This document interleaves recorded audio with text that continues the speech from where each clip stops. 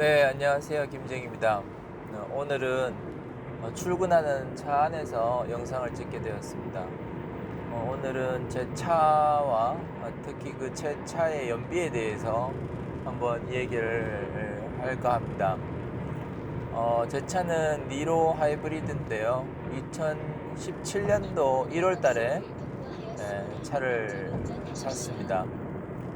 지금 이제 2017년도 1월이니까 2018년 1월, 19년 1월 하니까 이제 만 3년이 다 되어 가는데요.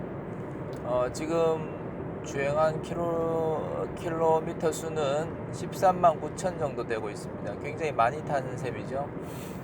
저는 이제 출퇴근이 좀 긴 거리라서 1년에 5만 킬로미터 정도 타고 있는 것 같습니다. 그래서 3년이면 아마 15만 킬로미터를 타지 않을까 그렇게 싶은데, 제가 지금 다른 차량으로 교체를 하려고 생각 중이라서 차량을 교체하기 전에 이 니로 하이브리드 제가 탔던 차에 대해서 한번 이야기를 해서 기록을 한번 남겨보고 싶은 생각이 들었었습니다. 니로 하이브리드를 제가 선택하게 된 이유는 그 당시에 제가 차를 많이 타니까 연비가 좋은 차를 찾았었습니다. 첫 번째 생각한 것은 전기차인데요. 전기차는 연비가 좋기는 하지만 제가 장거리를 많이 이렇게 달리게 되니까 이 충전하는 문제가 조금 번거로울 것 같았습니다. 물론 저는 가정주택에 사니까 그 주택에 충전기를 설치하고 매일 충전을 하면 된다고 생각은 했지만 이렇게 장거리를 가다 보면 그 당시에는 이제 한번 충전했을 때 가는 그 거리가 그렇게 길지 않을 때였었거든요. 제가 선택을 할 때 아이오닉인가 190km, 160km 달릴 수 있다 이렇게 이제 나올 때였으니까, 지금은 더 긴 차들이 많이 나왔는데요.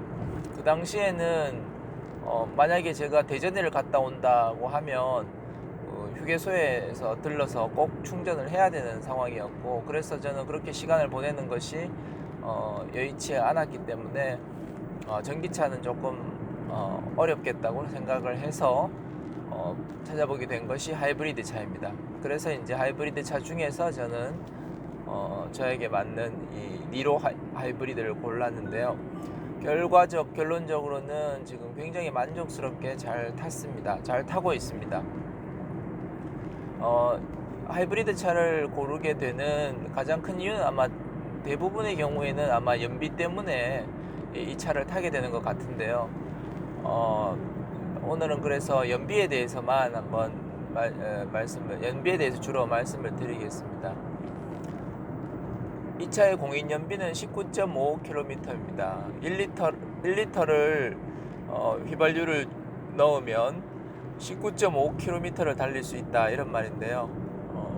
이제 복합 연비라고 해서 예전에는 그 연비가 그 최적의 조건에서 달릴 때 연비가를 냈었기 때문에, 사실 복합 연비라는 이 고속도로 몇 프로 또 도심 시내 몇 프로 이렇게 해서 그 평균 낸 값을 하는 것인데, 이것은 복합 연비를 내면 보통은 더 연비가 좋아지지 않게 되죠. 그러니까 복합 연비 19.5라는 것은 실제로 타보면 상당히 더 연비가 좋게 나오는 경우가 많습니다. 저도 타보니까 대략 20km는 넘는 것 같습니다.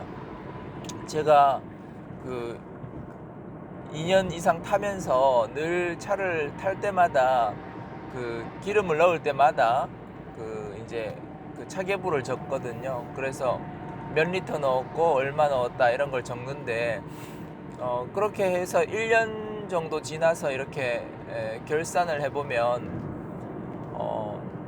작년에도 그렇고 재작년에도 그렇고 대략적으로 21점 몇 킬로가 나오는 것 같아요, 연비가. 그러니까 1리터를 넣으면 21km 이상 달릴 수 있다는 거죠. 그거는 한 번 제가 잰 게 아니고 이제 1년치를 잰 거니까 거의 5만 킬로를 달려서 또 지금은 거의 10만 킬로 이상을 달린 결과 제가 차량을 운행하는 어떤 그런 상황에서는 21에서 22 정도의 연비가 나온다, 이렇게 생각할 수가 있겠습니다. 그게 상당히 좋은 연비죠. 지금 차를 사서 지금까지 그 주유했는 금액을 보니까 대략 900만 원이 조금 넘었더라고요. 상당히 많은 지금 그 주유비를 쓰고 있는 셈인데, 워낙 거리가 멀다 보니까 그렇습니다. 지금도 이제 고속도로를 달리고 있는 중인데요. 고속도로 가다가 이제 국도로 또 가고, 그렇게 고속도로와 국도를 되게 이제 출퇴근 시간에 이용하게 되는데, 이게 이제 그 주유 비용이 이렇게 많이 나오는 경우, 주행거리가 긴 경우에는 이 연비가 굉장히 중요하게 되고, 연비에 따른 만약 연비가 좋다면 돈이 이제 절감되는 그게 상당히 커지게 됩니다. 그래서 900만 원, 지금 1000만 원 가까이 3년 타면서 그렇게 기름을 넣었다면, 사실 연비가 안 좋은 차를 탔더라면 상당히 차이가 많이 나겠죠. 연비가 지금 21로 달렸는데, 만약에 연비가 10이나 뭐 12 이런 차를 탔더라면 지금 아마 돈을 배는 더 들었을 거 아니겠어요? 거꾸로 말하면 제가 지금까지 차를 타면서 1000만 원 정도 기름값을 들였다면 1000만 원을 벌게 되는 셈인 거죠. 연비가 2배 좋은 차를 탄다면. 그래서 제가 2017년도에 이 차를, 저는 원래 소렌토를 타다가 이 차로 바꿨는데, 물론 소렌토도 그 당시에 연비가 좋은 편이었지만 이 차에 비한다면 훨씬 낮은 수치를 보여줬었죠. 그러니까 이 차로 바꾼 것이 이렇게 연비 때문에 바꿨는데 결과적으로는 굉장히 만족스럽게 잘 타고 있다고 그렇게 생각이 됩니다. 자, 그런데 이제 한 가지 오늘 제가 짚어서 말씀드리고 싶은 게 있는데, 그것은 연비라는 것이 딱 정해진 게 아니라는 거죠. 공인 연비라는 것은 이제 어떤 일정한 조건으로 테스트를 했을 때 그렇게 나왔다는 것이지, 대개는 뭐 실제 타보면 조금 더 나오긴 합니다만, 하지만 어떤 사람은 굉장히 많이 연비가 좋게 나온다고 하고, 어떤 사람은 또 그렇게까지 연비가 안 나온다고 하고, 그렇게 되는데 그럴 수밖에 없습니다. 왜냐하면 이 연비라는 것이 굉장히 많은 그 다양한 변수들에 의해서 이렇게 변화할 수가 있기 때문에 그렇습니다. 제가 아침에 출근할 때 연비를 재면요, 26.5km가 나오거든요. 그런데 퇴근할 때 연비를 재보면 22에서 23이 나옵니다. 그 연비가 왜 이렇게 차이가 나냐는 거죠. 자, 그 이유는 간단히 말씀드리면, 제가 살고 있는 집이 그 숲속에 있습니다. 그래서 낮은 산 가운데 있기 때문에 저희 집에 가기 전에 그 오르막을 올라야 됩니다. 그 오르막이 꽤나 긴 편이기 때문에 아침 출근할 때 그 오르막을 내려오면서 연비가 굉장히 좋아지게 되는 거죠. 그런 요소가 물론 그 전체 주행거리에 비하면 짧은 거리입니다만 영향을 확실하게 미치고 있는 것 같습니다. 그리고 제가 있는 집 자체가 산이 있는 곳에 위치하다 보니까 이 도시의 그 시내에 있는 병원으로 갈 때 아무래도 해발 고도가 자체가 높은 데서 낮은 데로 가게 되는 것이잖아요. 그러니까 아무래도 내리막길이 더 많지 않을까 생각할 수가 있습니다. 자, 그러니까 반대로 물론 그 퇴근할 때는 거꾸로가 되는 것이죠. 그래서 연비 차이가 이렇게 나는 것이죠. 그래서 이 미국이나 뭐 외국, 저는 뭐 외국에 안 나가봤습니다만 외국 같은 데는 굉장히 그 편편한 도시 자체가 아주 평지에 그렇게 위치하고 있는 곳이 많다고 그렇게 생각합니다.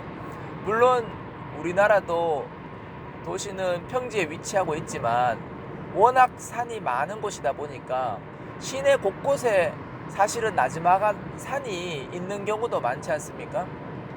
그러니까 그 지형이 아주 편편한 곳이 아니고 오르막 내리막이 있는 도로가 굉장히 알고 보면 많습니다.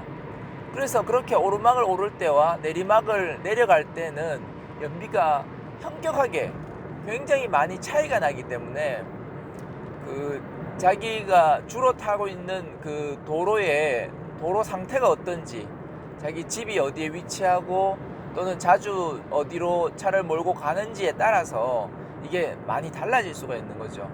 차를 타고 많이 돌아다니게 되면은 이게 평균이 되어 가지고 평균 연비가 나오겠지만, 저처럼 주로 출퇴근을 한다, 집에서 직장까지 계속 출퇴근을 하는 사람은 집에서 출퇴근 그 직장까지의 그 도로 상황이 연비를 이렇게 결정하게 됩니다. 그래서 이런 요소, 지형적인 요소가 어디로 운전하는가, 이런 것이 굉장히 첫 번째로는 중요하다라는 것이고요. 두 번째는 도심 연비, 또 고속도로나 국도 연비, 또 이게 다릅니다. 네. 이 하이브리드의 경우에 이제 천천히 달릴 때는 대개 전기 모터로 달리거든요. 이 속도의 문제가 아니고 악셀레이터를 세게 밟지 않고 아주 악셀레이터를 얕게 살살 밟으면 한동안은 전기 모터로 계속 갈 수가 있습니다. 물론 어느 시점에 이제 다시 엔진이 다시 이렇게 개입을 해서 엔진이 돌아가게 되는데요. 그 일반적으로 말할 때 도심 연비가 좋다, 또 고속도로 연비는 별로 도심보다는 좋지 않다, 그렇게들 이제 말을 하시는데 꼭 그렇지는 않습니다. 그 이유는 뭐냐면, 도심 연비라는 것이 이제 시내 주행을 할 땐 아무래도 정체가 많고 느리다, 그렇기 때문에 전기 모터 비율이 더 높아진다, 이래서 그런 건데, 제가 몰아본 바로는요, 도심에서 아주 많이 정체가 될 때는 정말 그 전기 모터로만 거의 갑니다. 아주 천천히 갈 때는. 그런데 사실 그런 경우가 그렇게 많지는 않거든요. 제가 운전하는 그 시내에 제 직장이 있어서, 시내 한복판에 직장이 있어서 이제 운전을 할 때 보니까 어떤 식이었냐 하면, 정체가 많이 되는 곳이 아니고 그냥 그 신호등이 많은 곳이죠. 신호등이 많으면 갔다가 출발했다가 또 섰다가 또 출발했다가 섰다가, 이게 이제 반복됩니다. 그런데 차량이 많지 않으니까 저는 비교적 그 아주 조용하게 운전을 하는 편이라서 연비 운전을 하는 편인데, 뒤에 차들이 밀리니까 제가 출발을 할 때 제가 원하는 만큼 천천히 서서히 출발을 할 수가 없습니다. 빨리 차를 이렇게 교통의 흐름에 맞게 그 차를 달려줘야 되거든요. 그러니까 그렇게 달릴 때 엑셀레이터를 밟으면 엔진이 개입되면서 연비가 떨어지게 됩니다. 그러니까 시내 주행을 한다고 해서 연비가 좋다? 절대로 그렇지 않고요.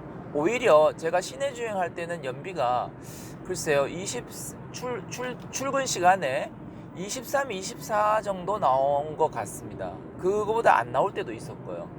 지금은 항상 26 이상이 26 정도는 나오거든요.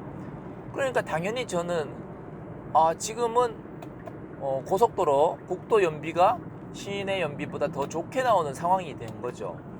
지형적인 요소도 물론 있겠습니다만, 지형적인 요소도 별개로 하고, 도심 연비에 있어서도 그것이 많은 차이를 낼 수가 있다. 차가 얼마나 많은지, 교통의 흐름이 어떻게 되는지에 따라서 차이가 많이 날 수가 있다는 거죠. 참 아이러니하게도 교통체증이 생겨서 아주 거의 뭐 10km, 20km 갈 때 연비는 최고로 좋습니다. 왜냐하면 그때는 오직 모터로만 가는 경우가 많기 때문에, 그때는 정말 뭐 연비가 60, 70, 80, 90 이렇게까지 올라가는 것을 충분히 경험할 수가 있거든요. 근데 사실 뭐 정확한 연비라고 할 수는 없죠. 아주 짧은 거리이기 때문에 그렇습니다. 아주 긴 거리를 계속 그렇게 달리기는 어렵기 때문에요. 하여튼 이런 문제 때문에 또 연비는 달라집니다. 또 세 번째, 연비는 그 운전자의 습관에 따라서 또 당연히 많이 달라집니다. 예, 급출발을 하고 급제동을 하고 그러면 당연히 연비는 뚝뚝뚝 떨어지고요. 과속을 한다, 뭐 130km, 140km로 바른다, 그러면 당연히 연비는 떨어집니다. 제가 말씀드린 26.5라는 연비는 저는 정속 주행을 하는데 스마트 크루즈 컨트롤을 이용해서 정속 주행을 합니다. 아시다시피 일정한 속도로 세팅을 해 놓으면 고속도로 올려서 또 국도가 끝날 때까지는 악셀레이터나 아니면 브레이크에 한 번도 발을 올리지 않고 그냥 갈 수가 있고요. 느리면 느린 대로, 빠르면 빠른 대로, 하여튼 어쨌든 이 속도를 지키고 차량 간격을 유지하면서 안전 운행을 하게 되는 거죠. 그래서 저는 굉장히 편하게 운전을 하고 있는데 이렇게 한 결과 26.5가 나옵니다.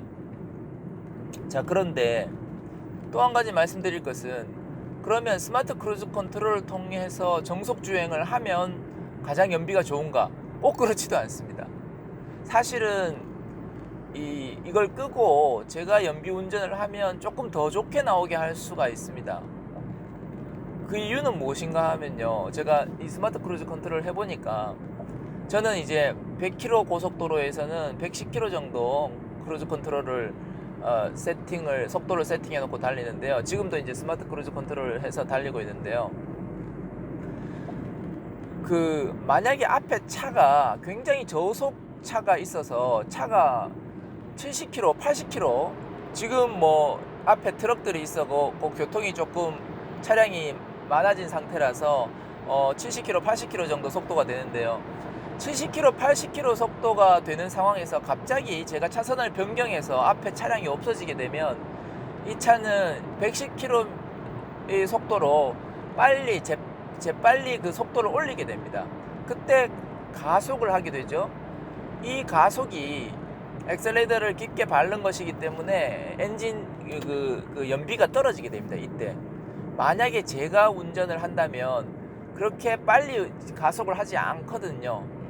다음에 저기 멀리서 이제 110km로 달리고 있는데 저기 멀리서 차량의 속도가 저하된 것이 보인단 말이죠. 그러면 저는 지금부터 아주 서서히 브레이크를 밟아서 아주 자연스럽게 거기까지 감속이 되도록 유도를 합니다. 그런데 이 스마트 크루즈 컨트롤을 하면 차의 센서는 일정 거리에 도달할 때까지는 110km로 계속 달릴 수밖에 없기 때문에 확실히 더 급제동을 할 수밖에 없습니다. 그게 물론 스마트 크루즈를 꼭 급제동을 한다기보다는, 물론 차량이 서 있으면 급제동을 하게 되겠죠. 하지만 그렇지 않은 경우라도 제가 직접 운전하는 것보다는 급제동을 더 하게 되는 경향이 있습니다.